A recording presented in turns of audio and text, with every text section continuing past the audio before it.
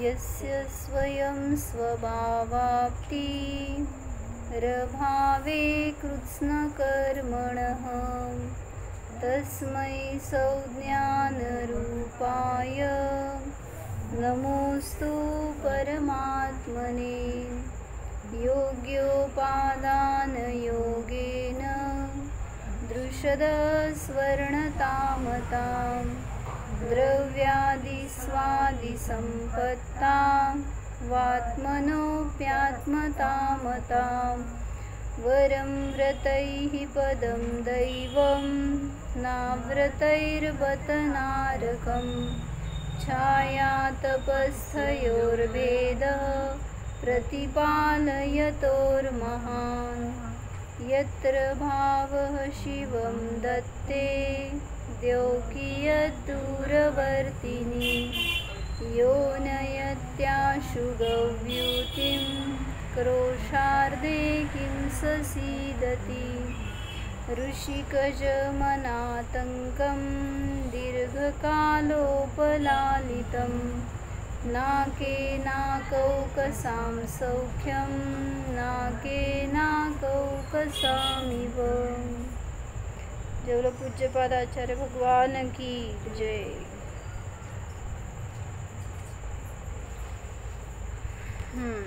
सांगा अर्थ काय होतं 5व्या श्लोकाचं?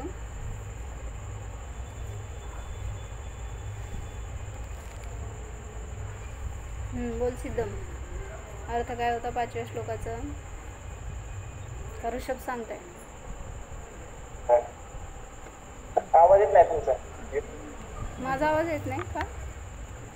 कमी येते. तुझं येऊ देत, तू उत्तर देणार आहे.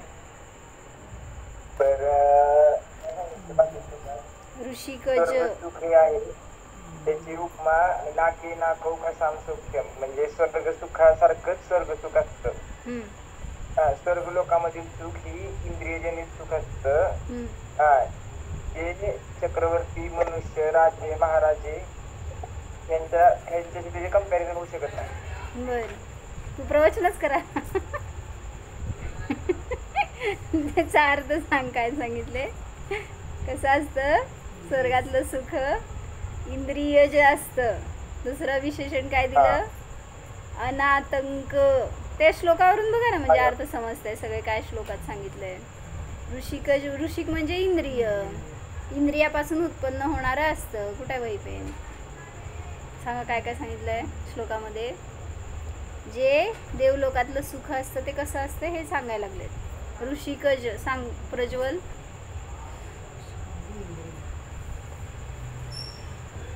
चार विशेषण दिलेत.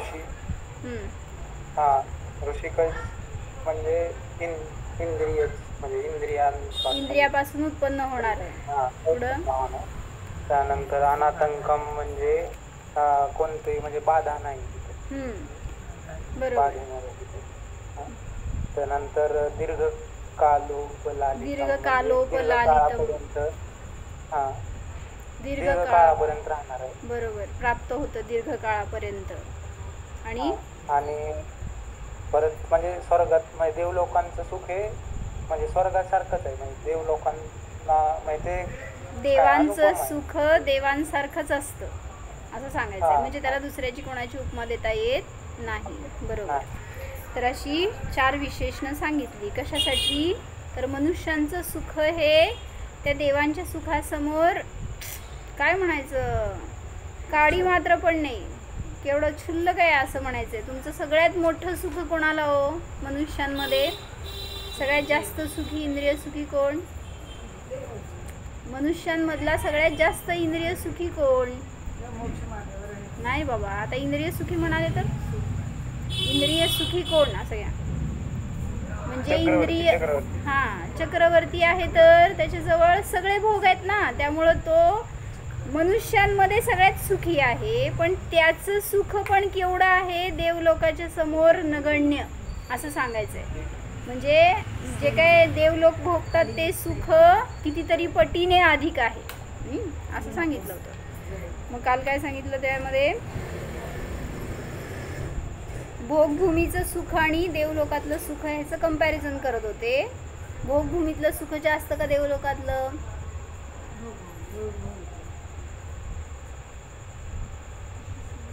असं कसं? भोगभूमीतलं सुख जास्त आहे का देवलोकातलं? असू शकते आणि देवांचं सुख जास्त आहे. का बरं? कोणाला? भोगभूमीतल्या जीवांना. दोघांकडे कल्पवृक्ष आहेत. देवलोकात पण कल्पवृक्ष आहेत स्वर्गांमध्ये, कारण ते काही वनस्पती काही नाही आहेत, पृथ्वी काही आहेत, त्यामुळे ते तिथं पण आहेत असं सांगितलं. मग देवलोकाचं सुख जास्त का? तुमचं औदारिक शरीर आहे, भोगभूमीत सुद्धा औदारिक शरीर असतं, त्यामुळं जिथं औदारिक शरीर आहे तिथं काही ना काही व्याधी पीडा तुमचं दुःख आहेच त्याच्या जनित. मग बाकीचं सगळं कंपॅरिझन बघितलं होतं आपण. त्यांना भूक अल्प आहे, कोणाला? देवलोकांना.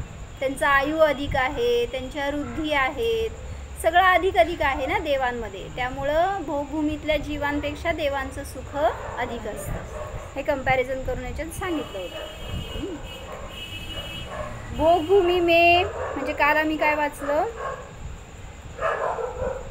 मरण एकत्र होतं भोगभूमीतल्या जीवांचं. सुखाची गोष्ट आहे का दुःखाची गोष्ट आहे? जे नवरा बायको असतात ते एकत्र मरतात, सुखाची गोष्ट आहे का दुःखाची गोष्ट आहे? म्हणजे सुखाची. काय इच्छा करताय नक्की? सुख आहे का दुःख आहे? हो काय म्हटलं? मी नाही ऐकलं. सुखाची गोष्ट. सु म्हणते का धू म्हणताय? जरा समजून येईल. दुःखाची गोष्ट. सुखाची गोष्ट आहे का? मागं कोण रडत बसायला नको, रडत बसायला नको मागं कोण, असं का? तर त्यांना म्हणायचं की त्यांच्यासाठी ती सुखाची गोष्ट, कारण एकाला मागं राहिलं तर पीडा होणार आणि भोगभूमीमध्ये पीडा नाही, कुठल्याही निमित्तात पीडा नाही आहे, दुःख नाही आहे. तुम्हाला वर बसायचं तर बसा, खाली कशाला बस? चालतंय, वर बसा की खुर्चीवर. तर म्हणून सांगितलं की ते शरीराच्या निमित्तात पण तिथं पीडा नाही आहे भोगभूमीमध्ये. रोग नाही होत, तुमचं काय संकट नाही आहेत, आपत्ती जे काय नैसर्गिक कुठल्याही प्रकारचं शारीरिक दुःख तिथं नाही आहे, त्यामुळं अशा प्रकारचं मानसिक दुःखसुद्धा तिथं नसतं. म्हणून त्या दोघांचं एकदम जन्म एकदम मरण होतं.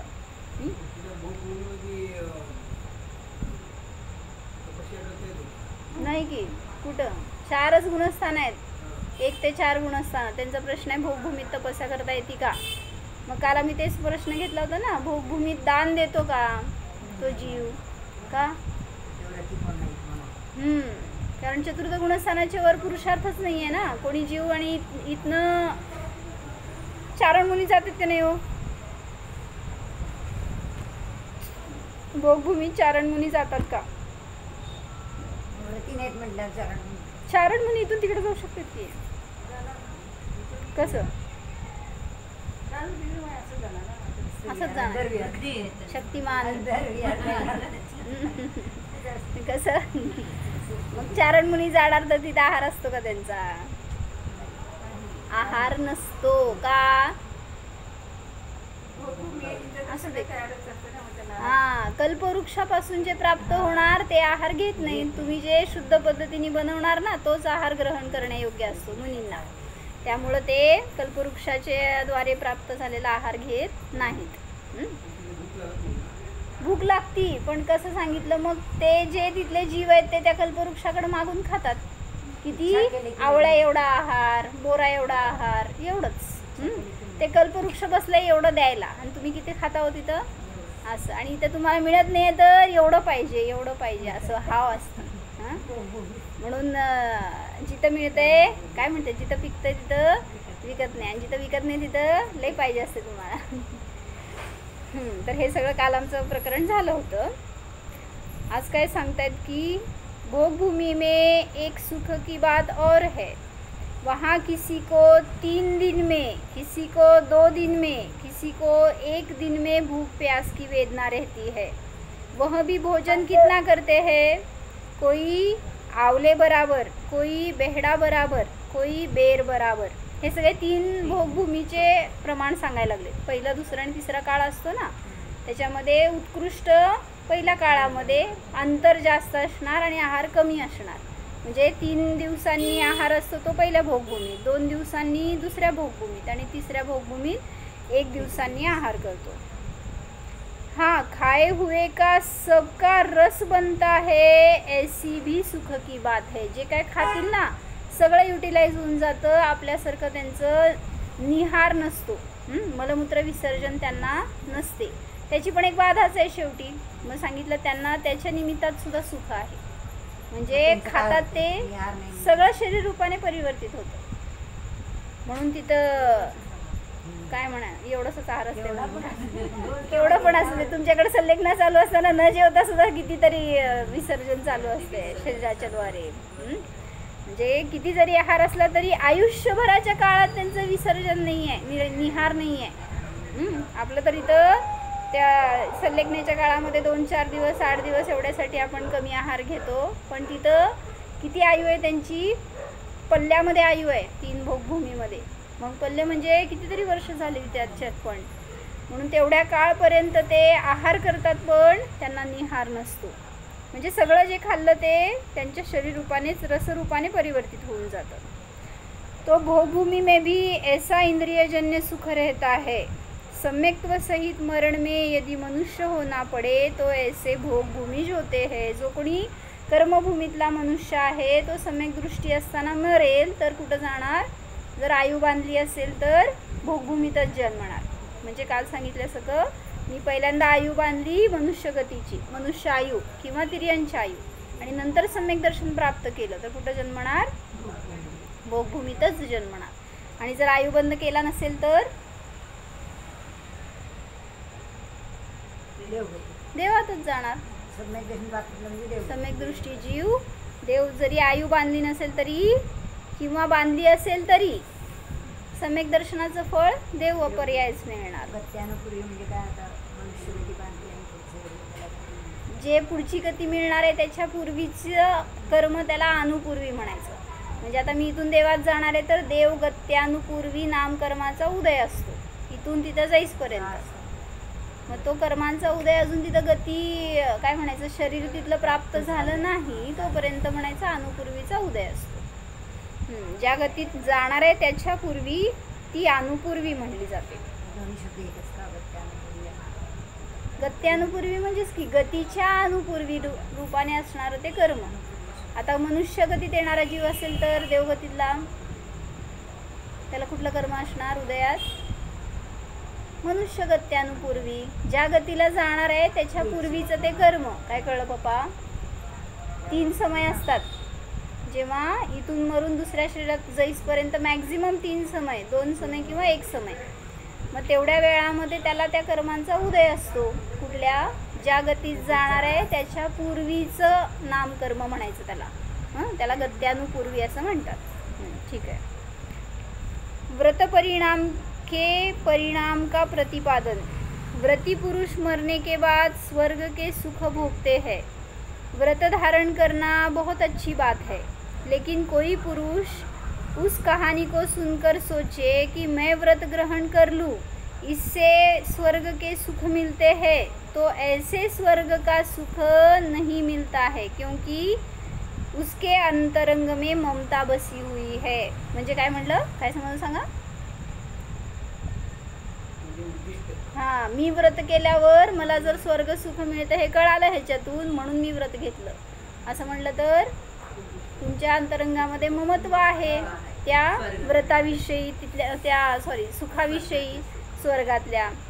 म्हणून त्याला अंतरंगामध्ये ममता असल्यामुळं त्याला त्या सुखाचं भोग सामग्री मिळेल पण भोगताना त्याला फार आकुलता असणार.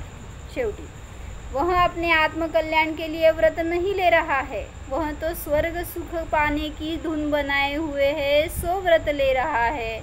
तिथं जाऊन मला ते भोगायला मिळेल या इच्छेने तुम्ही व्रत केला तर इन वेन. किती व्रत केले हो? 10 उपास केले का? 16 उपास केले का? सुख, तिथलं सुख मला प्राप्त होणार. म्हणजे असं व्रत करणाऱ्याला आत्मा मिळणार नाही. स्वर्ग मिळेल पण आत्मा मिळणार नाही.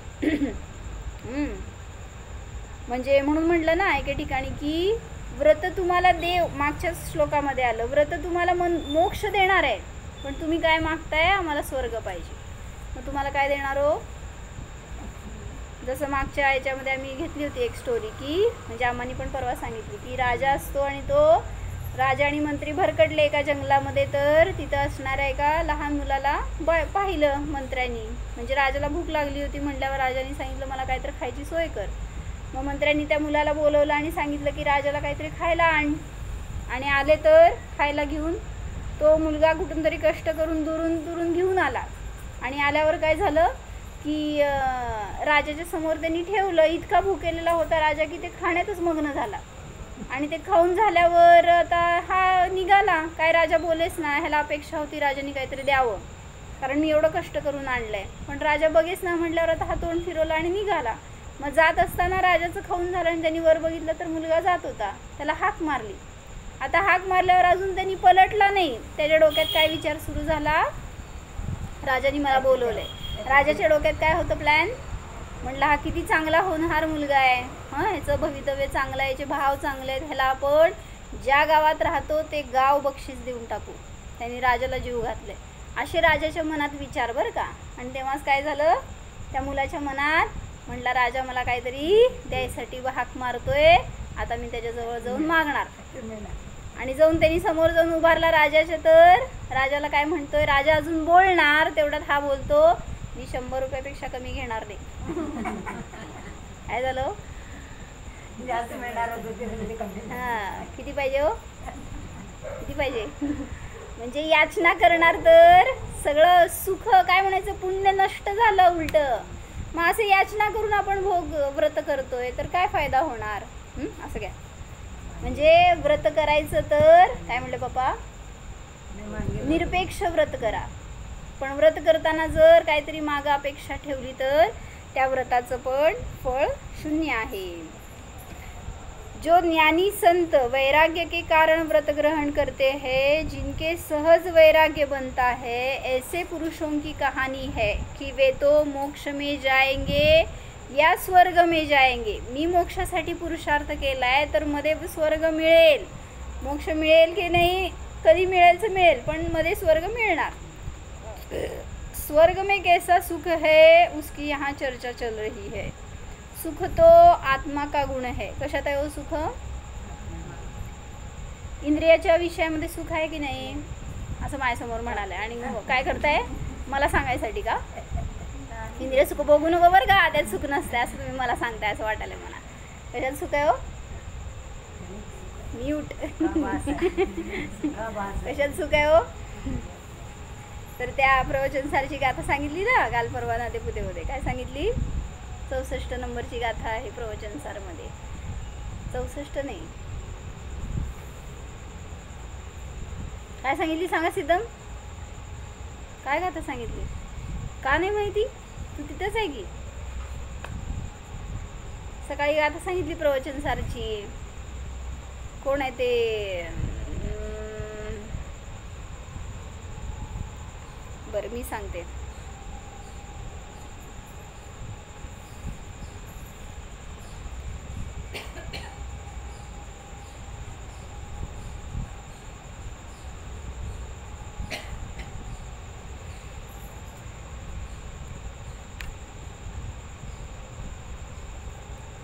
जदितम नहीं सद्भावम वावारो नथी विषयत्थम.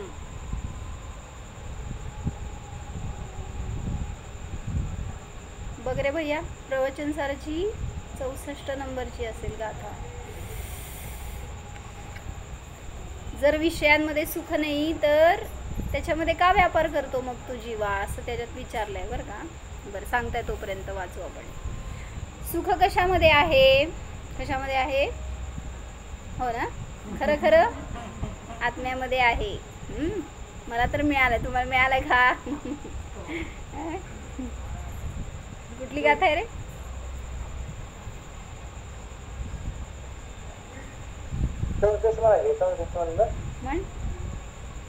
म्हण की. हा, जेसिम विषय सुरदिम तेसिम दुःखम वियाण सद्भावम जदितम नहि सद्भावम वावारो नथी विषयत्थम. जेसिम विषय सुरदिम, ज्याला विषयामध्ये रती आहे, तेसिम दुःखम वियाण सद्भावम. काय समजलं? त्याला दुःख स्वभावानेच मिळणार आहे. ज्याला विषयामध्ये रती आहे ना, कुठलाही विषय असू दे 5 इंद्रियांचा, त्याच्यामध्ये ज्याला रती वाटते, सुख वाटते, नियमाने तो दुःख भोगणारच. जेसिम विषय सुरदिम तेसिम दुःखम वियाण सद्भावम. जदितम नाही सद्भावम. सांगा अर्थ काय? जदितम नाही सद्भावम, जर त्याचा स्वभाव नसेल, काय दुःख देणे हे त्याचा स्वभाव नसेल, वावारो नथी विषयत्थम, तर व्यापार नाही होणार विषयामध्ये. काय वाच त्याचा अर्थ काय खाली? ऋषभ वाच.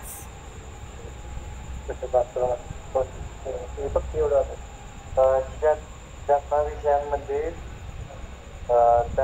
त्यांना स्वभावाचा असे जाणार विषयाने जर यांना ते दुःख स्वभावाचं नसते तर विषयासाठी इंद्रियांची नसते. नाही समजलं. ज्यांना विषयामध्ये प्रीती आहे, ज्यांना विषयामध्ये प्रीती आहे त्यांना स्वभावतः दुःख आहे, स्वभावतः दुःख आहे. असे जाणार. निश्चयाने जर त्यांना ते दुःख स्वभावात नसते तर विषय ग्रहणाधिकासाठी इंद्रियांची प्रवृत्ती झाली नसते. म्हणजे तुम्हाला दुःख झालं म्हणून तुम्ही विषयांमध्ये प्रवृत्ती करता. कळते का असं? काय म्हणले बाबा? जेवतो का बरं आपण?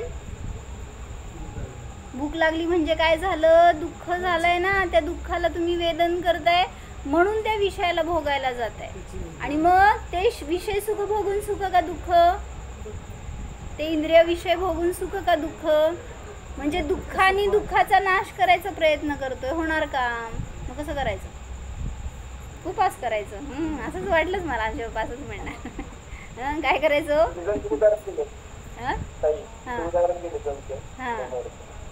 ज्यांना इंद्रिय आहेत त्यांना सहज विषय तृष्णेची पीडा असते. म्हणून कोणत्याही हत्तीच्या स्पर्श सुखाच्या तृष्णेने समोर आपत्ती दिसत असूनही त्यांना न मोजता तिकडे धाव घेतो. मासा थांब. काय सांगितलं? हत्ती आहे तो स्पर्शनेंद्रियाने पीडित आहे, स्पर्शनेंद्रियाची आसक्तीने. त्यामुळे हत्तीने दिसली तर तिच्या दिशेने असा पळत चाललाय की त्या दुःखाचा नाश करायचा त्याला. त्याला जी पीडा होतीये ना अंतरंगामध्ये, त्या पीडेचा नाश करायसाठी तिकडं चाललाय, पण दुसऱ्या दुःखात अडकतो. म्हणजे खड्डा केलेला असतो मध्ये आणि त्यात पकडला जातो. म्हणून स्पर्शनेंद्रियाच्या अधीन झालेला जीव असं दुःख भोगतो. दुसरं मासा आहे तो मासा जीवेंद्रियाला वश होऊन गळाला लावलेल्या मासाच्या तुकड्याचे स्वादाच्या लोभामुळे गळाला अडकतो. म्हणजे तिथं सांगितलं, त्यांनी एक वाक्य सांगितलं होतं बरं का. माशाला वाटलं वहां पर आटा है लेकिन उसको वहां काटा मिला, असं काहीतरी केलं होतं बरं का एक यमक त्यांनी. म्हणजे त्यांनी ते खायच्या लोभाने गेला म्हणजे दुःख झालं ना. खायचंय हे भावना तयार झाली म्हणजे अंतरंगामध्ये दुःखी असलेला जीव बाहेर व्यापार करायला जातो. म्हणजे इंद्रिय व्यापार करायला जातो, काय ना काय प्रवृत्ती. आणि मग तिथं नियमाने पुन्हा दुःखाला प्राप्त होतो. असे सगळे 5 इंद्रियांचे विषय किंवा उदाहरण घेऊन सांगितलं जाईल की त्या इंद्रिय विषयांना भोगता म्हणजे तुम्ही तेवढ्या अपेक्षेने दुःखी झालाय म्हणून तिथं सुख शोधण्यासाठी त्याच्यात जात आहे, पण त्याच्यात सुख नाही हे सांगायचं होतं मला. सुख तो आत्मा का गुण है. कुठे आहे सुख बाप्पा? म्हणा काय सांगितलं त्याच्यात? आत्म को सुख है सुख सो सुख आकुलता बिन कहिए. म्हणा की आकुलता शिव माहिनता ते शिव मग लाग्यो चाहिए. सांगा अर्थ. आत्म को सुख है सुख सो सुख आकुलता बिन कहिए. म्हणजे आता ह्याच्या एक्झॅक्ट अपोजिट झालं का नाही? कशाच्या? इंद्रिय सुख आहे ते तुम्हाला आकुलता दुःख झाल्याशिवाय भोगायला जात नाही तुम्ही. आणि आत्म को सुख है वह आकुलता बिन कही आहे. आकुलतेशिवाय जिथं आहे ते नॅचरल सुख आहे. म्हणजे आत्म्याला भोगत असताना जे सुख मिळतं ते निरपेक्ष असतं, कुठल्या विषयांच्या अधीन नसतं. असं ते सुख आहे.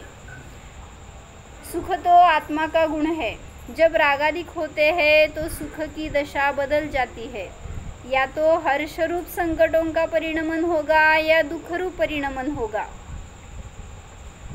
जब तक यह आत्मा सांसारिक सुख और परतंत्रता का अनुभव करता है तब तक उसे बाधा रहित आत्मीय आनंद नहीं प्राप्त हो सकता है. काय म्हणले बाबा? जोपर्यंत इंद्रिय सुखाच्या अधीन राहणार तोपर्यंत आत्मिक सुख मिळणार नहीं. हाँ, कभी साता वेदनीय के उदय में कुछ इंद्रिय सुख की प्राप्ति हुई, सातारूप परिणमन हुआ, अर्थात कुछ दुख कम हो गया, तो उस दुख के कम होने का नाम संसारी जीवों ने सुख रख लिया. म्हणून धवलामध्ये त्यांनी सुख कशाला म्हणतात सांगितलं परिभाषा. कशाला म्हणलं? सुख कशाला म्हणायचं तर त्यांनी सांगितलं जिथं दुःखाची इंटेन्सिटी फक्त कमी झाली आहे त्याला तुम्ही दुःख म्हणताय.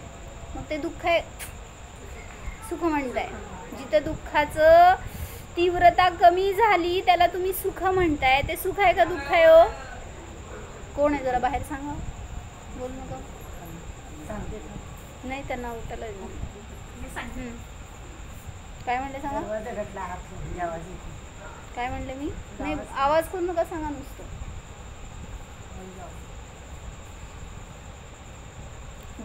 जे काही तुम्ही सुख म्हणता, जेवल्यावर सुख वाटलं, झोपल्यावर सुख वाटलं, तर ते सुख हे दुःखाचं तीव्रता कमी झाली एवढीच परिभाषा आहे. दुःख नष्ट झालं नाही आहे. जेवल्यावर दुःख नष्ट होत आहे का नाही? झोपल्यावर दुःख नष्ट होत आहे का नाही? मग का झोपता? सजल्यावर दुःख कमी होत आहे का नाही? आनंद होत आहे की तुम्हाला का नाही? फोटो बघितलेत मी. म्हणजे आपल्याला त्या गोष्टीमध्ये सुख वाटतं, तर सुख कुठं आहे? भाग्यश्री सुख कुठं आहे? इंद्रियांना सजवल्यावर सुख होतंय का नाही होत? मग सगळ्या या बाहेरच्या गोष्टींमध्ये आपण सुख मानतोय तर सांगतायत उलट तुम्ही दुःखाची तयारी करताय. फक्त दुःख कमी होतं त्याला उलट वाढवायचं कार्य करतोय आपण. म्हणून तिथं मुनिराज पण जेवतात की जेवत नाहीत का? मग त्यांना दुःख का सुख? ज्ञानी सम्यक दृष्टी जेवतो की सगळे इंद्रिय विषय भोगतो. सुख का दुःख? असं असतं का? समय सर बदलून टाकला आमचा. ज्ञानीला सुख आहे का दुःख आहे हो? जेवत असताना किंवा इंद्रिय भोगत असताना.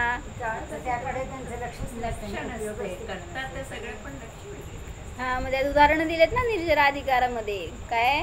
जह विसमो भुंजंतो वेज्यो पुरीसो न मरण मोयादी. जसं तो वैद्य विषप्राशन करतो, काहीतरी रोग झालाय, काहीतरी विषबाधा झाली आहे, तर विषाला विषच मारू शकता असं म्हणतात. त्यामुळे त्याला माहिती आहे की कुठलं विष घ्यायचं त्याचं औषध म्हणून. म्हणून जरी तो वैद्य विष पितो तरी मरण प्राप्त करत नाही. काय? जह विसमो भुंजंतो वेज्यो पुरीसो वैद्य पुरुष न मरण मोयादी. पोग्गलकम्म सुदयम तह भुंजदिणेव बज्जदेणाणी. त्याप्रमाणे पुद्गल कर्मांच्या उदयाला जीव भोगतो पण तरी सुद्धा तिथं तो बद्ध होत नाही, म्हणजे दुःखी होत नाही म्हणा. तसंच सांगितलं दुसऱ्या गाथेमध्ये की जह मज्जम पिबमाणो. मद्य पितो कोणी तर अरदी भावे न मज्जदिन पुरिसो. अरती भावाने जर मद्य पिला असेल कोणी तर त्याला नशा चढत नाही. म्हणजे काय? इच्छा नव्हती त्याला प्यायची तर प्यावं लागलं. जसं तुम्ही औषधं पिता ना, सिरप पित असाल तर काय भैया, काय सरिता काकी माझ्यासमोर आहेत ना, सरिता मम्मी, काय हो तुम्ही विकायला लागला, बसलाय विकायला.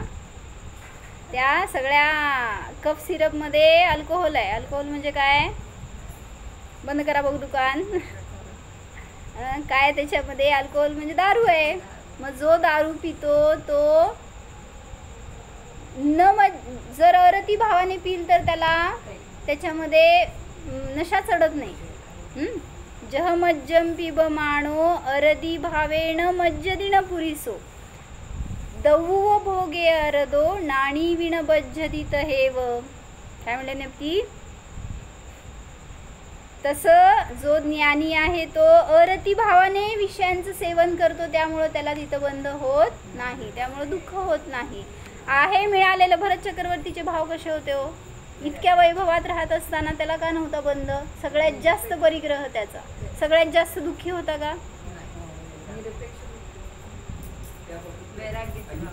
हो ना. त्याचं सगळं कळत आहे आपल्याला. आपल्याला नाही आहे का? असं नाही आहे. म्हणजे तुम्ही जोडून घेतलंय ना, हेच दुःखाचं कारण हे सांगायचं आहे. असू दे ना, संयोगात आहे तोपर्यंत ठेवतोय राहतोय त्याबरोबर ती गोष्ट वेगळी, पण त्याच्याशी इन्व्हॉल्व होऊन तुम्ही राहता ना, म्हणून दुःख आहे तुम्हाला. मग भरत चक्रवर्तीला जरासुद्धा दुःख नव्हतं. म्हणून त्या एका ह्यांनी सांगितलं ना, पंडितांनी पण एका साधूंचं उदाहरण सांगितलं की ते साधू गेले का, साधू आणि राजा हे मित्र होते पूर्वी, आणि त्यातला तो साधू झाला आणि हा राजा झाला नंतर. मग त्या साधूची साधना खूप चांगली चालली होती. मग राजा एक दिवस भेटायला म्हणून गेला आणि दर्शनाला केलं त्याने, आणि त्याला आग्रह केला की चल आणि माझ्या राजमहालमध्ये राहा. मित्र होता पूर्वीचा म्हणल्यावर साधूंनी परमिशन दिली, चल म्हणला. आणि साधू येऊन त्या राजमहालामध्ये राहू लागला. राजाला काय अपेक्षा, आता हा साधू आहे म्हणल्यावर सगळं साधूसारखं राहील, आता काय ह्याला चालणार नाही वगैरे. पण साधू तिथे गेल्यावर सगळं त्याच्यासारखं भोगायला लागला. हां, बदलला नाही, थांब जरासं. तर ते खायचं प्यायचं आपलं जे त्याला दिलं गेलं ते सगळं ते आपलं मजेत, आणि राहायचं वगैरे सगळं. मग राजाला समजेना, म्हणलं हे कसलं साधू आहे. म्हणला माझ्यासारखं तर सगळं खातं पितं आहे आणि मग याला साधू कसं म्हणायचं. असं म्हणल्यावर आता त्यांनी येऊन विचारलं त्याला, म्हणले तू तर साधू आहे आणि मग काय म्हणलं सगळं माझ्यासारखं खातो पितोय, सगळे भोग भोगतोय आणि तुला कसं साधू म्हणायचं. बरं म्हणला, तू काय म्हणतो तसं म्हणतो, आणि तुला कळेल म्हणला फरक, साधू म्हणाले. मग साधू काय केले की निघाले एक दिवस विहाराला म्हणून त्या राजमहालामधनं. तर त्या दिवशी त्यांनी राजाला आग्रह केला, म्हणले आता तू माझ्याबरोबर चल. कुठं? हां, त्याच्या घरी आलो होतं राहायला. राजाला म्हणला आता तू माझ्या घरी चल राहायला. काय झालं? राजा निघाला, चल म्हणला. फ्रेंड्स आहेत म्हणल्यावर असे बेस्ट फ्रेंड्स असतात बरं का. काय सिद्धम कुठं जायचं असेल तर दीक्षा घ्यायची तर बरोबरच घ्यायची कोणाच्या तर तिथं तो राजा निघाला त्या साधू बरोबर, आणि अर्ध्यात गेल्यावर आता राजाला काहीतरी आठवलं. साधूला काय म्हणला तो, म्हणला थांब मी जरासं ते सांगून येतो निरोप किंवा बघून येतो असं वगैरे. म्हणला साधू हाच फरक आहे तुझ्यात आणि माझ्यात. काय? म्हणला माझा व्याप आहे ना मागं. राजा म्हणाला, तो म्हणला मी जिथं जाईल तिथला होऊन राहतो, पण मला त्याच्याशी आसक्ती नसते, एकत्व ममत्व नसते. जिथं सोडलं तिथं ते माझं नाही आहे, त्यातून मी बाहेर पडलेला असतो. मग तसं तुझं नाही आहे, म्हणून तुझ्यात आणि माझ्यात हा फरक आहे. तुमच्यात आणि आमच्यात काय फरक आहे? आमच्यात नाही, देवात आता किंवा मुनिराजांच्यात, मुनींच्यात आणि आपल्यात काय फरक आहे हो? हाच फरक आहे. मुनी जरी घरात आले तरी त्या घरातले नसते होत. ते तुमच्या घरात येतात आहाराला तर तुमच्या घरचे झाले का ते? किती तुमच्या घराशी एकत्व होतं, किती त्याच्यामध्ये पाहण्याचे भाव होतात, किती आसक्ती होते. नजरसुद्धा उचलत नसतात कदाचित ते. आणि आपण आपलं घर नसताना दुसऱ्याच्या घरात गेलो, आपले भाव सांगा. असं तिथं अनेक जण येतात घरी. काय विशालबाई आहेत ना माझ्यासमोर, विशालबाईंच्या घरी लय जण येतात आणि ते घरच बघतात पहिल्यांदा. मी शास्त्राला बसलेली असती, माझ्याकडे कमी बघते. म्हणजे ते कसं लावलंय, काय लावलंय, कुठं ठेवलंय, ह्याच्याकडे लक्ष सगळ्यांचं. म्हणजे मला म्हणायचं आहे की आपली दृष्टी आणि त्या साधूंची दृष्टी किती फरक आहे. मग तुमची दृष्टी आत असेल तर तिथं सुख आहे, हे सांगितलं इथं. तर म्हणून जब रागाधिक होते है तो सुख की दशा बदल जाती है. जर त्या विषयांमध्ये राग झाला तर नियमाने तुम्हाला दुःखाची प्राप्ती होणार. मग असे संकट अनेक येतात हे सांगायचं होतं. मग त्यामध्ये एक छान त्यांनी इथं काव्य घेतलं बरं का, ते वाचते. म्हणजे तुमचं आयुष्य असं घटत चाललंय, तर तुम्ही विदाऊट व्रत, विदाऊट धर्म आपलं आयुष्य असं घालवतोय आपण, असं वाटत नाही आपल्याला. इंद्रिय सुखांमध्ये इतकं मस्त होतोय की प्रत्येक समय व्यर्थ चाललाय असं वाटतो का? कुठे सोम इथेच आहे ना, आणि मग घेऊन यायचं नाही त्याला. सांगा गेल्यावर हे श्लोक त्याला, हे काव्य. घडी घडी में देखो भाई पल पल घडी बदलती है. छान आहे बरं का, ऐका. घड़ी घड़ी में देखो भाई पल पल घड़ी बदलती है. घड़ी घड़ी में उम्र घटे हर घड़ी जवानी ढलती है. कोणाची गोष्ट आहे हो? मी माझे म्हणून वाचायला लागले, तुम्ही कोणाचे तसं बघा. यदि बीत गई यह घड़ी व्यर्थ यह घड़ी न वापस आना है. तुम सावधान हर घड़ी रहो बस यही घड़ी का कहना है. जो घड़ी घड़ी सत्कर्म करे हर घड़ी पाप से डरता है. ऐकताय का काय? घड़ी घड़ी जो घड़ी घड़ी सत्कर्म करे हर घड़ी पाप से डरता है. प्रभु भजन करे जो घड़ी घड़ी हर घड़ी सुखी वह रहता है. घड़ी सदा नहीं रहती अच्छी जब यह घड़ी बिगड़ती है. उसी घड़ी से घडी घडी पर विपदा सहनी पडती है. किती सुंदर सांगितलं. ज्या घडीला तुम्ही स्वतःतून बाहेर पडला त्या घडीपासून प्रत्येक घडीला तुम्हाला दुःख भोगावं लागणार. बिगड़ी थी जब घड़ी राम की उसी घड़ी वनवास हुआ. घड़ी टली नहीं उसी घड़ी में कैसा हाहाकार हुआ. काय काय झालं त्याच्या जीवनामध्ये, त्याच्या निमित्तामध्ये. घड़ी घड़ी का फेर देख लो सबसे बड़ी घड़ी भाई. कोई घड़ी बजती शहनाई कोई घड़ी रोवा गाई. हर घड़ी बदलती रहे घड़ी यह घड़ी कभी नहीं टिक सकती. जब घड़ी मौत की आ जाए वह घड़ी कभी नहीं टल सकती. कोण बदलू शकतो हो तुमच्या घडीला? एकच घडी आहे ती, तेवढीच जिंकायची आपल्याला. प्रेमी रखना ध्यान घड़ी का घड़ी आखिरी आना है. वह घड़ी घड़ी भर नहीं रुके जिस घड़ी यहाँ से जाना है. म्हणून सांगतात की असं ती वेळ येणार आहे ज्या वेळी तुम्हाला वेळ नाही राहणार. म्हणून म्हणतायत आता असलेल्या वेळेचा सदुपयोग करा, अन्यथा असंच प्रत्येक घडी निघून जाणार आहे. किती घडी गेल्या हो आयुष्यातल्या? आंटी किती घडी गेल्या? सगळ्या गेल्या. किती वर्ष गेल्या असं म्हणायचं हो. दीपाबेन किती किती घडी गेल्या आपाजी? मग आपल्याला असं वाटतंय का आपली घडी किती वाया गेली आहे, आता आपण चांगल्या कार्यात घालवायला पाहिजे. मग असंच आज एका कुटुंबाशी बोलले मी, त्यांना सांगितलं, म्हटलं आपली घडी वाया चालली आहे, किती छान आपण त्याचं युटिलायझेशन करायला पाहिजे.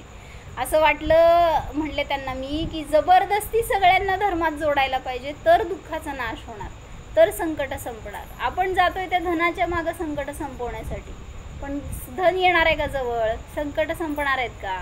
म्हणून सांगतायत काय, धर्माला धरा तर पुण्य आहे आणि त्या पुण्याने संकटाचा पापाचा नाश आहे. हे समजत नाही आणि त्यामुळं धर्म म्हणजे काय आणि काय करायची क्रिया नाही आहे. धर्म म्हणजे स्वभावरूपाने परिणमन आहे, स्वभावाचं वेदन आहे, मी स्वभावरूप आहे हे जाणणं आहे.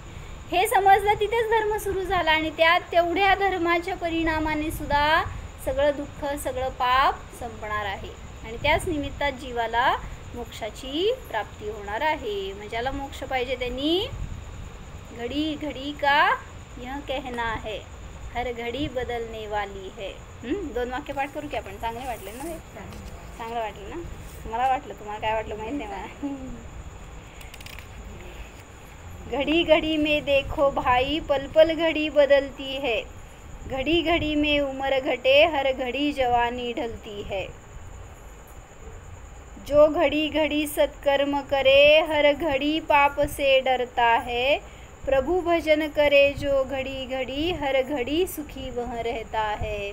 एवढं तरी लक्षात ठेवू. काय?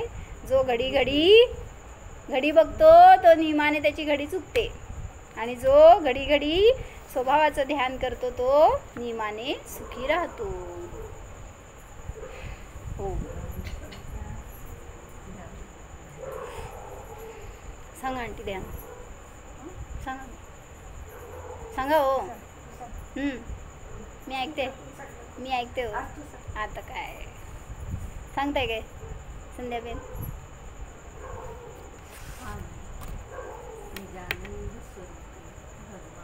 जोरात सांगा जरा. मी वितराग स्वरूपी आहे. मी निजानंद स्वरूपी आहे. मी शुद्ध आहे, बुद्ध आहे. मी समता स्वरूपी आहे. मी राग द्वेष रहित आहे. मी क्रोध मान माया लोभ रहित आहे. मी जाणणारा आहे. मी गायक स्वरूपी आहे. मी सिद्ध स्वरूपी आहे. मी आहे